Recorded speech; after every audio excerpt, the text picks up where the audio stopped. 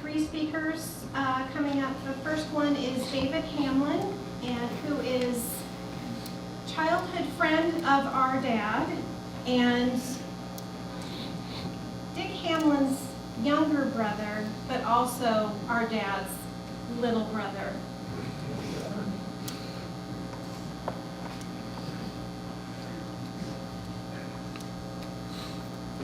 So, my brother Dick and Lyle were best friends for 75 years. So as a result, as I got a little bit older, maybe in the vicinity of 7th or 8th grade, they started including me in some of the activities, like going out to the rifle range, shooting, you know, trying to be as good as the big boys. And I never was as good as those guys. Probably the next scene, we lived across the street from the Simpsons on Water Street. They were at the top of the hill. It came up past Ferry's food store. So the Simpsons lived on the upper side, and we lived on the lower side. And all of a sudden one day, Lyle comes over to our house, and my brother had a 14-horse motor that wasn't working. And so they took it apart, put a blanket on the floor, and here's, you know, 200 nuts and bolts and washers and screws. And my dad comes up to the upstairs bedroom. He looks at this mess, doesn't get mad, but just says, you know, if you guys ever get that motor back in shape or back together, I doubt if it'll work. Well, they did get it back it working, and I think at that time my brother had a little 14-foot B&B cedar plank boat. And, you know, that was a big deal. I had a little boat I bought from Skip Thompson. It was a 12-foot boat, and you know, I had a 5-horse motor on it, so I thought I was pretty big. But here's my brother with a 14-foot boat that's you know, got a 14-horse motor on it.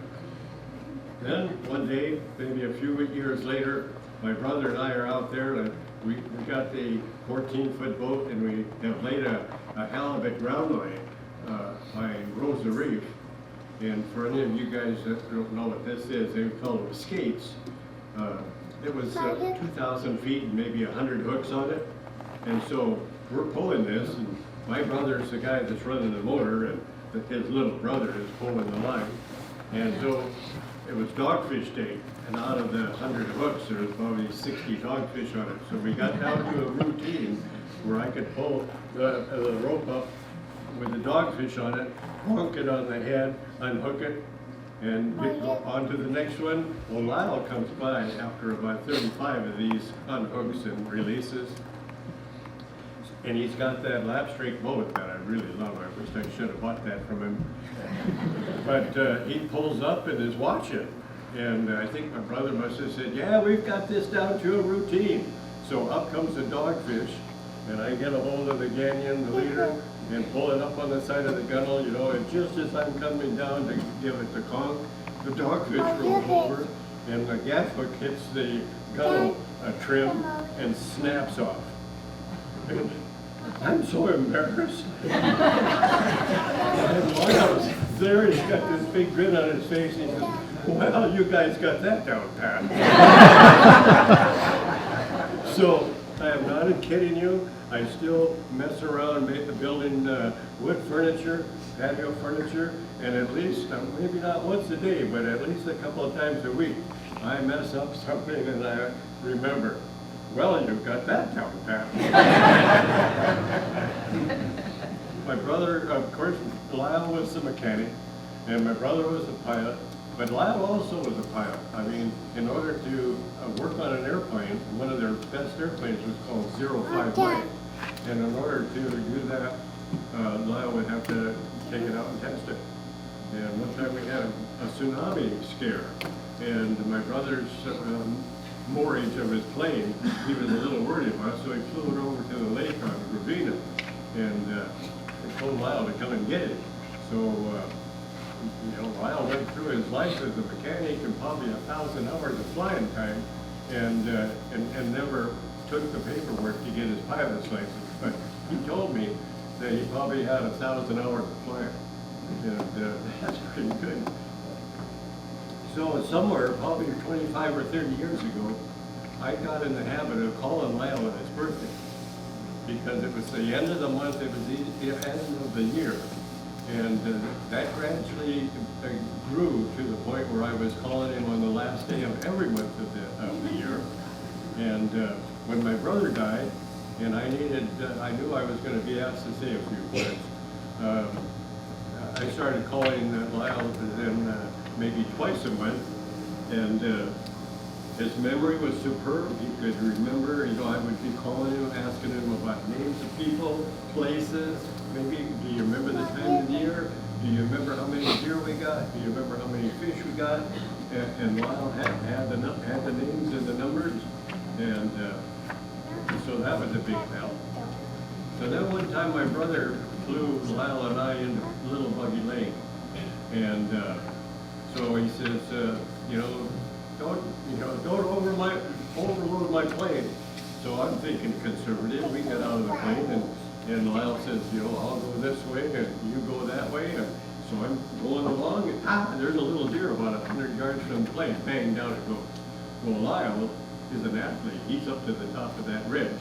And as I'm dressing my deer out, I'm hearing bang, bang, bang, 3 shots. And I'm thinking, man, he must be poor shooting today. So I dragged the deer back down to the plane, and I waited, 10, 15 minutes goes by, no Lyle. So I said, well, maybe I better walk up the hill and see what the deal is. So I walk up the hill maybe for 15, 20 minutes, and here comes Lyle. He got 3 deer. And he drags him down 100 yards, and then goes against the second one, 100 yards, and goes against the third one, 100 yards. So then the 2 of us, I got into it, and we got the 4 deer down there, but I'm thinking, dang it, I can never shoot as good as these older guys. I can't get as many deer as these older guys. It just never goes on. Well, somebody, I think it was, who had the first speech here? Kim was talking about what a tough guy. This guy was Superman. So I'm only going to tell you one example for you to think about Superman. One day, before the airfield was built, Lyle takes his 12-foot boat and goes across the channel there and hikes across the Muskeg, and up on that highest hill, there's a lake up there. You can't see the water, but you can see the outline of where the lake is. Hunted that ridge, no deer. Came back down, got in his boat, came across, went home, took a shower, went up to the high school and played a basketball game. This is at the end of it. He goes back home, takes another shower, and he goes to work at the pulp mill on the graveyard shift. Think about that. A day of hunting, a basketball game, and then an 8-hour shift working at the pulp mill. So those are a couple of my favorites on Lyle. And because of my relationship, in terms of years, I was 4 years younger than my brother, 5 years younger than Lyle, and so five grades behind those guys. So, I didn't really get into the mix until maybe I was in the 7th grade, but to me, Lyle was always my second brother, and big help. I mean, I bought outboard motors from him, and chainsaws from him, and lots of good advice. And gone fishing with him on the newest boat, and hunted with him. Just never was quite as good.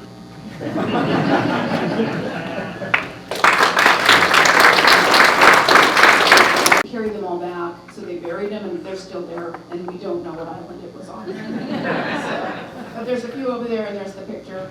Next, we're going to have, we're going to have Rose. And Rose is going to, so Dad stayed very close to a friend from college, Dick Hanson. Dick's health has made it, so he was not able to be with us, but Rose and Julie visited him and brought a written statement. I'm speaking today on behalf of my papa's college best friend, Dick Hanson. My name is Dick Hanson. My wife, Marilyn, and I met Lyle, and later Olga, when we attended the University of Washington. Our families have been very close friends ever since and have spent time in Seattle, Ketchikan, Hawaii, and the Portland, Oregon area. Before we had children, Lyle asked me to come to Ketchikan in June to fish for large Cape salmon, which were quite common in the early days. Those fishing trips continued, and since then, my family, including our sons, made many fishing trips to Ketchikan, and we treasure those memories. The many times Lyle traveled to Seattle to attend meetings and trade shows for timber and marine, he always stayed with us. We enjoyed those frequent visits and have missed seeing him. In recent years, Marilyn and I have cruised from Seattle to Alaska, always spending the entire Ketchikan day with the Simpson family. We have many fond memories that we cherish, and those memories will stay with us. Lyle will be greatly missed, and his family will always be a part of our lives. Dick and Marilyn are like another set of grandparents to my cousins and me. We have all spent lots of time with them. I recently had the pleasure of visiting them while attending another memorial service. Visiting with them and hearing stories about my papa was very special to me as well as the rest of my family, and I am very grateful they are still here to share those stories. Here. You know, I mean, there's things that happen in your life that you remember where you were at and everything about it. You know, JFK, the space shuttle, 9/11, and me meeting Lyle Simpson. You know, two of those things happened right here, or while I was here. I met Lyle in the summer of 1988, and it was a rocky start. You know, I was walking down the sidewalk across from T&M, and he had his Olympic boat parked across over there, and he was hurriedly working at the back of the boat, and he had everything known to mankind bolted to the back of that boat. And there's a picture of it over there. It jogged that memory even better. So I was looking at all that elaborate array of stuff bolted on the stern, and I asked the question, with power, tilt, and trim, why would you need trim tabs? And he whirled around really fast. And he says, I can tell you don't know a GD thing about small boats. Well, that kind of killed the conversation. And I moved on. You know, later the crew would, I'd ask a question to one of the crew at T&M, and they would tell me that I didn't know a GD thing about small boats. Later, as I became a customer at T&M, we got to know each other and better, and we formed a good friendship, which strengthened with time. One time, I told him I thought I had to take a lot of abuse coming in here. He said, well, quit coming in here.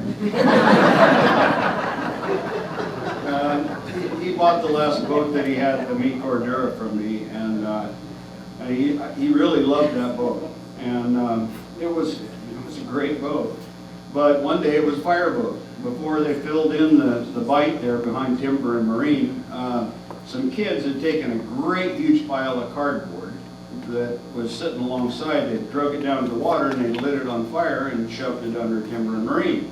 So we came along and he said, there's a fire under Timber and Marine. So I backed the boat down, had a good strong washdown pump, and Lyle put the fire out with my washdown pump. So, yeah, you know, one evening we took off to do an overnight down to Kashakes, and the purpose of that was to be able to fish halibut the next morning on the tide, of course, to get a decent halibut to take to the kids in Portland. Okay, so those of you that knew Lyle and knew how he liked to fish and what he liked to fish for, Lyle was not a halibut fisherman, nor did he have any desire to make that one of his recreational pursuits.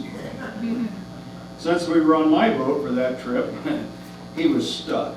He had to do things my way, and so we anchored up and waited for the change. It took about 2 hours, and I could see it was wearing on him. You know, I mean, just sitting around waiting. I had him just where I wanted him. Right at the change, we got the one he wanted, and we went home. But those 2 hours making him wait were precious.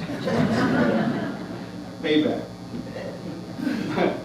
The winter I built a house at Mountain Point was a cold one, wet and cold. I'd never worked carpenter in a climate like this up here for the winter. Since I'd opted to live on the boat, instead of renting an apartment, my life became miserable. I was wet all day, cold all day, and never warming up at night. Olga had asked Lyle to have me move out to the house with them. And I was beat down to the point that my pride and my independence was lowered to the point that I gratefully accepted the offer. Not only was it closer to my lot and much, much more comfortable and warm, the big plus was being able to eat Olga's cooking. I think had they not graciously invited me into their home, I would have died of pneumonia. I mean, it was bad.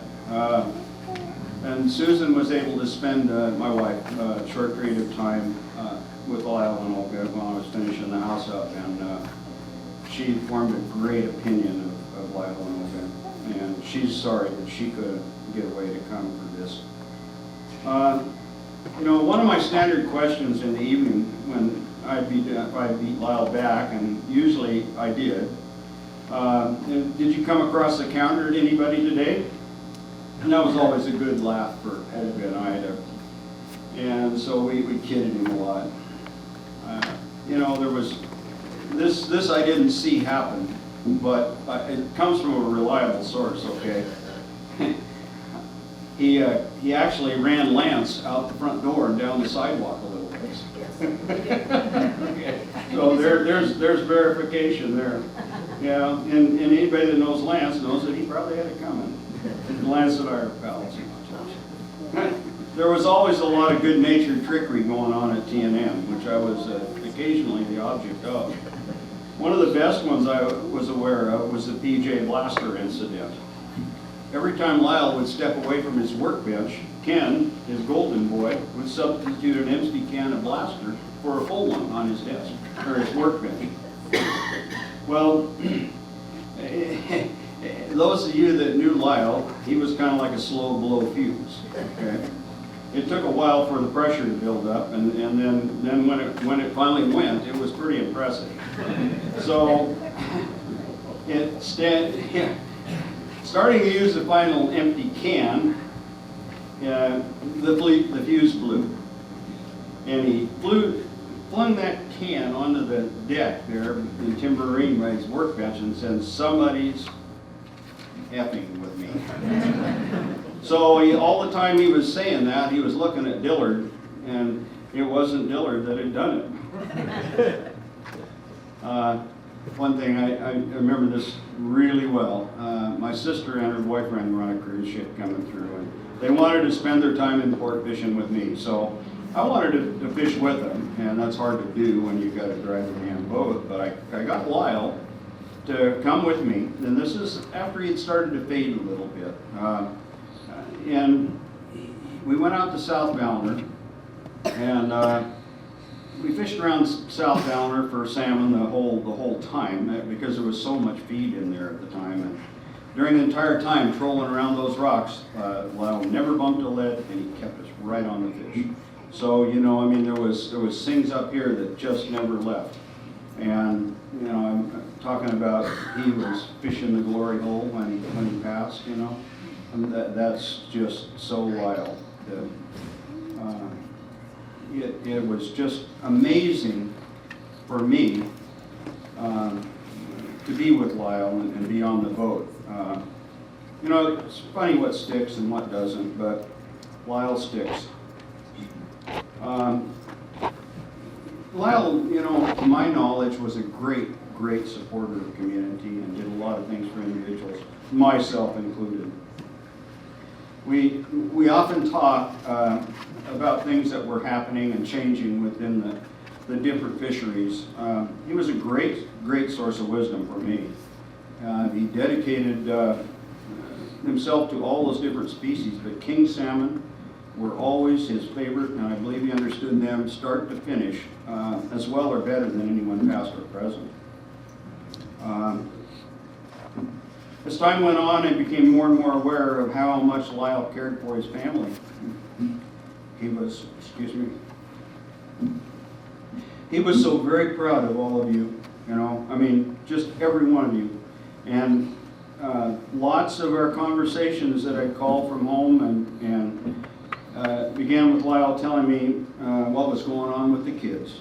You know, he loved all of you so very much. Works don't necessarily qualify us for resurrection and life eternal, but good works identify us. Lyle did many good works. I don't know why Lyle and I never had the discussion about our individual faiths in the Lord, but we discussed everything else under the sun. In a recent conversation with Olga, she told me she believed he had faith in the Lord. It was very uplifting for me to hear this. Leads me to believe I'll get to see Lyle again. The only thing wrong that I can see with the time I spent with Lyle is there just wasn't enough of it. Thank you.